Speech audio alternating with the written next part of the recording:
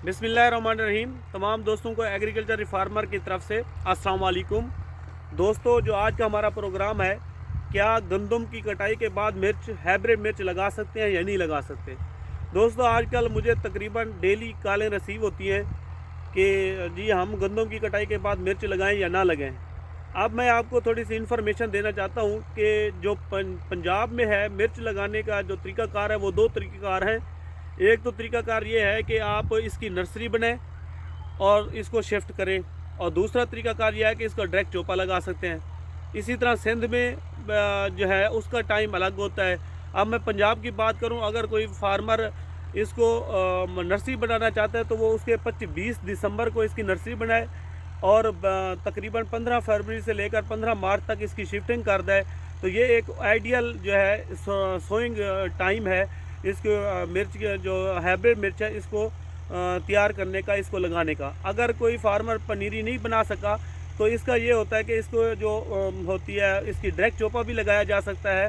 तो उसका डायरेक्ट चोपा लगाने का तरीका यह है कि 1 फरवरी से लेकर 15 मार्च तक इसका डायरेक्ट चोपा लगाया जा सकता है। इसी तरह पंजाब जो है सिंध में है उसका जो आइडियल के जो मौसम है वो 15 मार्च को पनीरी लगाई जाए और 15 अप्रैल में जो इसकी शिफ्टिंग की जाए। ये इसका आइडियल केस है, इसका आइडियल जो है वो सोइंग टाइम है। अगर मैं बात करूं, पंजाब में अक्सर औकात फार्मर कॉल कर रहे हैं कि गंदम की कटाई के बाद हम मिर्च लगा सकते हैं या नहीं लगा सकते। दोस्तों, आपको पता है कि पंजाब में जो गंदम की कटाई होती है वो 10 अप्रैल से के बाद शुरू होती है और तकरीबन जो है ना पूरा मई का रहती है।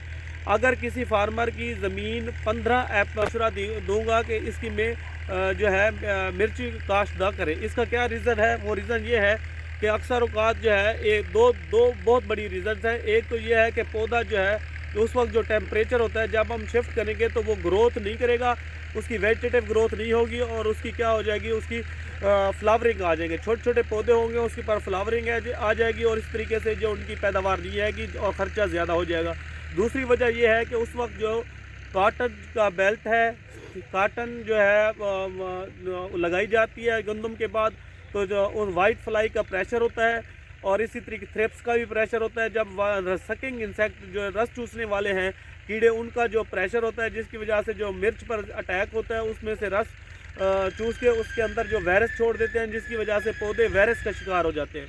तो इस वजह से ये दो वजूहात की वजह से जो है मिर्च जो है इसके जो गंदम की कटाई के बाद नहीं लगानी चाहिए। बेहतर ये है कि जो मैं आपको वीडियो से शुरू में मौसम बता चुका हूँ उसी मौसम में जो है इसकी मिर्च की काश्त करनी चाहिए, ख़ास तौर पर पंजाब में। जी, थैंक यू वेरी मच।